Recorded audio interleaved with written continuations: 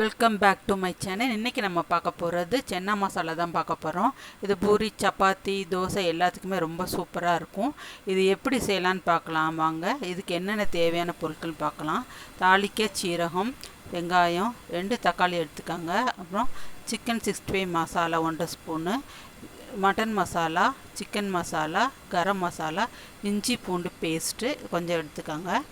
அப்புறமா சோடாப்பூ கொஞ்சோண்டு ஒரு சிட்டிகை அளவு எடுத்துக்கோங்க. இப்போ சென்னா மசாலாவை நைட்டே நான் ஊற வச்சுட்டேன். ஊற வச்சதை எடுத்துக்கோங்க. இப்போ நம்ம குக்கரில் இந்த சென்னாவை வேகப்பட போகிறோம். அதுக்கு முதல்ல குக்கர் எடுத்து இதில் போட்டுடலாம். ஸ்டவ் பற்ற வச்சு போட்டுட்டு வெங்காயத்தை போட்டுருங்க. இது கூட போட்டு வெந்தால் தான் நல்லா கொலக்கொலான்னு ஆகும், மேஷ் ஆகும். அடுத்து தக்காளியும் போட்டுடலாம். தக்காளி போட்டுட்டு 2 டம்ளர் தண்ணி ஊற்றிடுங்க. நல்லா வேகட்டும். இது கூட கொஞ்சம் போல் ஒரு சிட்டிகை அளவுக்கு சோடாப்பூ போட்டுருங்க. அப்போ தான் சாஃப்டாக இருக்கும். உங்களுக்கு தேவையில்லைன்னா நீங்கள் போட வேண்டாம். இப்போ விசில் போயிடுச்சு. இப்போ நான் சென்னா வெந்துருச்சு. 5 விசில் வச்சுருந்தேன். இப்போ எடுத்து பார்ப்போம் வாங்க.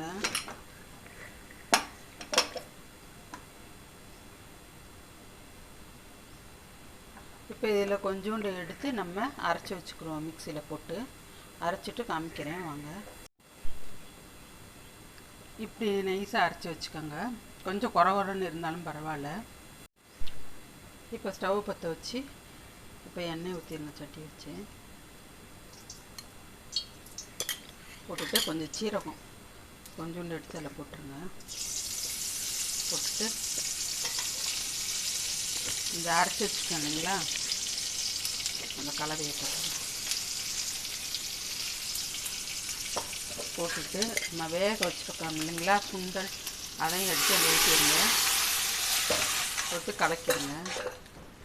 கலக்கிட்டு இப்போ இந்த சிக்கன் 65 பொடி கொஞ்சம் 1 spoon, chicken masala 1 spoon, mutton masala 1 spoon, garam masala 1 spoon, இஞ்சி வெள்ளை பூண்டு பேஸ்ட்டு கொஞ்சோண்டு, இது எல்லாத்தையும் நம்ம போட்டுருவோம்.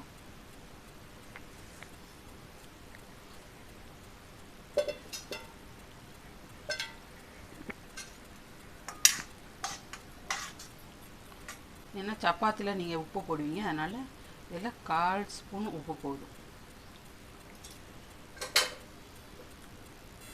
இந்த சிக்கன் 65 மசாலையிலையும் கொஞ்சம் உப்பு கலந்துருக்கும், அதனால் இதில் அரை உப்பு சேர்த்தா போதும். சப்பாத்திலையும் உப்பு இருக்கும். இப்போ சென்னா மசாலா ரெடி ஆயிடுச்சு. இப்போ அதுக்கு முன்னாடி இறக்கிறதுக்கு முன்னாடி பாதி அளவு லெமன் புழிஞ்சுக்கோங்க. புழிஞ்சிட்டு கருவேப்பிலை, கொத்தமல்லி, புதினா இலை நல்லா கட் பண்ணி வச்சுட்டு இதில் போட்டுருங்க. போட்டுட்டு ஒரு கிண்டு. அவ்வளோதான், சென்னா மசாலா ரெடி ஆகிடுச்சு. இப்போ பவுலில் ட்ரான்ஸ்ஃபர் பண்ணிடுங்க. இது சப்பாத்தி, பூரி, தோசைக்கு கூட மேலே தடவி சுடலாம். மசாலா தோசை மாதிரி இருக்கும். அது மசாலா உருளைக்கிழங்கு பதிலாக இதை யூஸ் பண்ணிக்கலாம். ரொம்ப டேஸ்ட்டாகவும் இருக்கும், நல்லாவும் இருக்கும்.